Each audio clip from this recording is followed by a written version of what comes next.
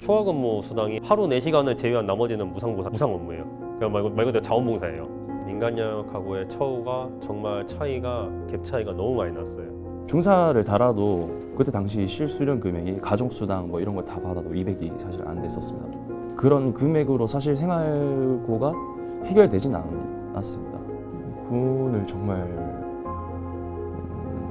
사랑했습니다. 과거형으로 말하고 싶습니다. 지금. 왜 초급 간부들 처우 개선은 안 하는지 그게 너무 안타까운 겁니다. 부대에서는 경제적 자유로 가는 그 걸림돌이 너무나 많았고 그러다 보니까 사실 전역을 결심했습니다. 조심. 차도로 나가면 안 돼요. 숨어가 이제. 알겠어. 조심해. 꼭 숨어야 머리카락 보인다. 다 숨을까?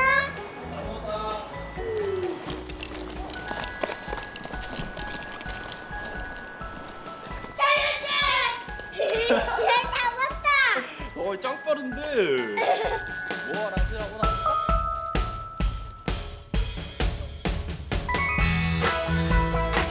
이게 지금 소위 깔깔이 아니에요?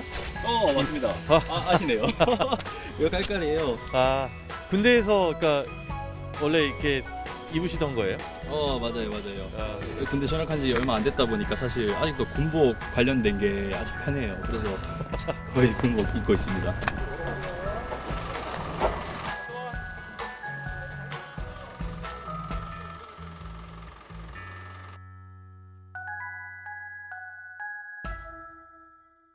어떻게 군 생활을 시작하게 되신 거예요? 제가 군 생활을 한 게 저는 14년 1월부로 최초에는 용사로 부대로 먼저 들어갔습니다. 그때 당시에 이제 제가 수색중대라는 곳에 있었는데 부사관들이 제가 봤을 땐 굉장히 존경스러웠어요. 그때 당시에는 체력적인 부분도 그렇고 병력 통제적인 부분도 그렇고 그러다 보니까 존경스럽다 보니까 일단 부사관의 눈길이 한번 갔었고 솔직히 말씀드리면 금전적인 측면으로도 그때 당시에 21살이라는 제 나이에는 월급이 나온다는 그 자체와 그리고 구급 공무원이 낮은 문턱으로 될 수 있다. 그런 안정성이 사실 컸었죠. 그리고 부사관을 좀 알아보다 보니까 그 19년 6개월 정도 하면 연금이란 혜택이 나오더라고요. 그게 굉장히 큰 메리트로 다가와서 뭐 지금 초봉은 얼마인지 모르겠지만 그때 제가 최초의 실수령 금액 기억하는 것은 140대 초반이었습니다. 그때 당시에 이게 박봉인지를 사실 몰랐습니다. 군대라는 곳 조직 문화 자체를 굉장히 사랑했었습니다. 그때 하사의 그 열정으로서는 만족을 굉장히 했었습니다. 그때 당시에 돌아가 보면 힘들다 그런 감정보다는 더 열심히 해야지 그 말 그대로 사회 초년생이었던 그런 생각들이 많았습니다. 중사는 17년도 말에 달았습니다. 그러니까 18년도 말 2차, 1, 2, 3차 진급이 있는데 저는 그중에 2차 진급을 했었습니다. 그러면 이를테면 같은 부사관들 중에서 한 평균 정도 속도로 진급을 하신 거네요? 맞습니다. 다 평균적인 속도입니다. 네. 그렇게 되니까 좀 경제적으로는 어떠시던가요? 그때쯤에 결혼을 하신 것 같기도 하고 지금 아까 우리 꼬마의 나이를 봤을 때 네. 중사를 달아도 그때 당시 실수령 금액이 가족수당 뭐 이런 걸 다 받아도 200이 사실 안 됐었습니다. 최초 중사 월급으로도. 200이 조금 안 됐다고요? 네. 수당 다 포함해서? 네, 그때 당시에 뭐 가족수당, 아동수당 이런 것도 군인들이 혜택을 받을 수 있는데 금액 자체가 4만 원, 2만 원 이렇게 정해져 있다 보니까 그런 금액으로 사실 생활고가 해결되진 않았습니다. 이제는 신식으로 이제 원룸 건물들을 많이 짓고 있더라고요. 그냥 다행히. 근데 그때 당시에는 그런 아파트들은 이제 결혼한 분들, 이제 기혼 간부 숙소라고 하죠. 그런 거를 기혼 간부 숙소라고 칭했고, 이제 미혼자들은 말 그대로 그런 한 개의 1층짜리 단층 원룸 건물에 이제 다 같이 들어가는 그런 형태였습니다. 이게 다들 안 믿으시는데, 그때 당시 아파트가 5층이었습니다. 저희는 4층에 거주하고 있었고, 장마철이 되거나 비가 자주 오면 물이 셉니다. 4층인데도. 위에 5층이 있음에도 불구하고 벽 타고 흘러내려오기 때문에 막 어느 날은 안방 샜다가 어느 날은 작은 방 샜다가 어느 날은 부엌 샜다가 이런 식으로 샜습니다. 이거는 지원해 줄 수 없는 부분이다 라는 말을 들었고 그래서 그때 당시에 그 집만 제 사비를 들여서 도배를 4번 정도 했었습니다. 근데 정말 안타까운 거는 지금도 그 누군가 그 집에 살고 있다는 거니까 사실.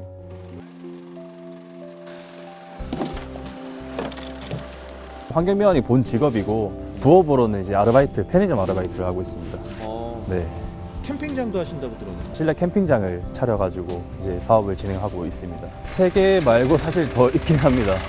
이게 채널 자체도 제가 사실 성공하고 싶은 사람이라는 유튜브 채널도 운영을 하고 있고 이제 투자적인 측면으로는 그 소액 부동산을 같이 또 운영하고 있습니다. 아니 그러면 지금 군 생활 하실 때보다 훨씬 좀 힘들게 사시는 거 아니에요? 바쁘게? 힘들진 않고 바쁘게 사는 건 맞습니다. 근데 절대 힘들진 않습니다. 그 차이가 사실 부대 내에서는 전부 다 통제된 삶을 살다 보니까 예, 제 주체가 없는 삶을 좀 살았다고 생각을 하는데 지금은 모든 게 제가 다 통제를 하고 군을 정말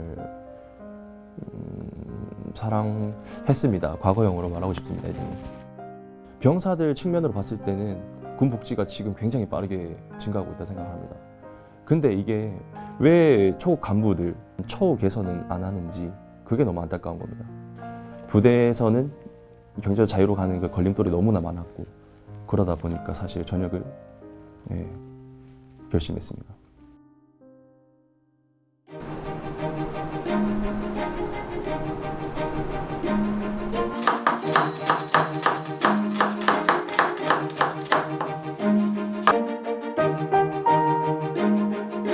힘든 것도 많았는데 그때는 좀 군인에 대한 로망이 되게 컸거든요. 그리고 잠수함은 이제 소수정예 집단이거든요. 군에서 그 소수정예 집단에 다시 조리라는 직업 종사자는 0.0001%예요. 그래서 그런 자부심 때문에 정말 열심히 했어요. 난 대한민국 해군 잠수함 승조원이다라는 그런 교육 성적 우수자를 착출을 해가지고 이제 그때 잠수함으로 제가 착출을 당했는데 그게 2012년 8월에 이제 첫 잠수함에 승조를 하게 됐습니다. 첫 출동 나왔을 때 정말 스트레스를 너무 많이 받았어요. 이게 일반 수사감이랑 틀리게 쉽게 말씀드리면 요 지금 불을 켜면 아침이고 요 불이 빨간 불이 들어오면 저녁이에요.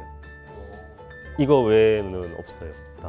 그리고 조리장은 주 업무가 밥하고 자고 밥하고 자고 밥하고 자고 다시 야식하고 자고 네. 이거를 제가 첫 출동이 26일 나갔어요 그때. 그럼 그 26일 중에 자망은 얼마나? 자망이 사실 자망이 24일이라 보시면 돼요. 아이고 이게 좀 보통 격오지 근무가 아니다 이런 느낌이 드셨겠네요. 열심히 해야겠다는 생각을 했는데 이게 제가 갖고 있는 열심히 해야겠다는 그 자부심이랑 제가 막상 겪은 현실이랑은 이게 너무 상반되는 거예요. 보통 기상 시간은 뭐 이제 한 05시 30분이나 45분쯤 일어나서 배식을 한 07시 15분 정도 시작하는데 그때 조식 식사를 하고 마무리하고 끝나면 한 8시 15분 내외 되는데 그리고 한 9시 반까지 이제 좀 휴식을 하다가 9시 반에서 11시 반까지 점심 준비를 하고 11시 반에 다시 이제 뭐 뒷정리하고 마무리하는데 한 약 1시 정도 돼요. 3시부터 5시까지 저녁 준비돼요. 그럼 저녁 끝나면 한 6시 반, 7시 내외인데 다시 7시 반에서 8시에 야식을 준비해요. 야식 끝나면 몇 시에요? 야식이 보통 끝나면 이제 8시 반 내외. 예. 그럼 다 하고 끝나는 게 8시 반? 예, 반 그 정도 되면 그때 이제 세면하고 씻고 바로 한 9시에서 9시 반 사이에 이제 그때 바로 취침. 이게 잠이 이산화탄소 농도가 높다 보니까 이제 잠을 자도 피곤한 거예요, 항상. 함정 근무자들 대부분 아마 이 고충을 아마 겪으실 거예요. 수상함도 그렇고. 소음에 대해서 엄청 이제 예민해요. 근데 취사장이라는 곳이 소음이 안 날 수가 없거든요. 칼질을 하는데도 소음이 나고 뭐 재료를 담을 때도 소음이 나고 그릇 옮길 때도 딸그락거리는 소리가 나는데 당직 사관이 소음 확인이라는 방송을 하면은 그 소음 위치를 찾아야 돼요. 근데 그 소리가 대부분 조리실이에요. 도마를 실리콘 도마를 쓰고 일단 그릇도 이제 중량이 최대한 낮은 멜라닌 식기류로 다 바꾸고 교체하고 예, 그런 식으로 이제 제가 소음을 안 낼 수 있는 요건을 많이 만들어놨죠. 10년 넘게 군인 생활을 하셨는데 그렇죠. 예. 제가 궁금한 거는 왜 난 이거 군대를 떠나야 되겠다라는 생각을 하셨어요? 사회에 있는 조리 공무원이랑 해군 조리 부사관에 대해서 제가 비교를 계속 의아한 비교를 이제 하게 됐어요. 똑같은 직종 업무를 하는데 워라밸이나 삶의 질, 여건, 제재 이런 게 계속 차이가 나다 보니까 인간 영역하고의 처우가 정말 갭 차이가 너무 많이 났어요.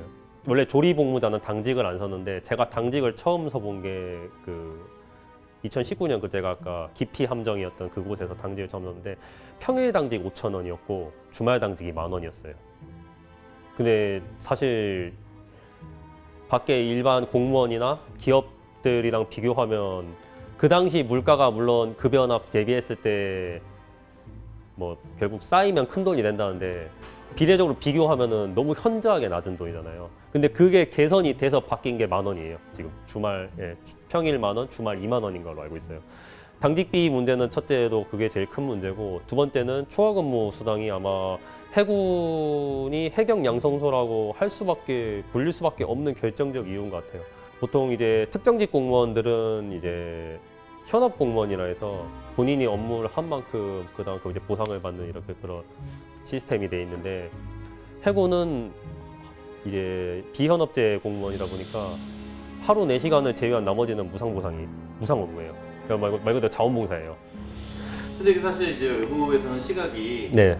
어떤 군인은 장기 복무를 하게 될 경우에 연금도 안정적이고 그다음에 여러 가지 교육비 지원이라든지 이런 혜택, 특히 주거가 또 해결되는 측면 네. 이런 거 있지 않느냐라고 얘기하면 그 부분에 대해서는 혹시 군인들께서 하고 계세요? 주거를 정말 외부에 계신 분들이 잘못 인지하고 계시는데 일단은 3군 대비해서는 해군의 관사만큼은 정말 이제 신형 관사 그나마 제일 깨끗하고 정말 이제 그나마 신축에 가까운데 문제는 관사는 한정돼 있잖아요.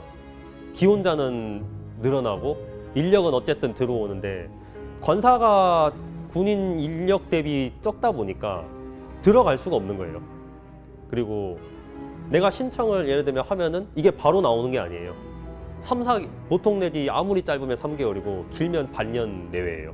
그 주거 문제는 분명히 복지의 일부인 건 맞으나 실제적인 복지로 내가 받을 수 있는 거는 리스크가 있다. 이런 말씀드리겠습니다.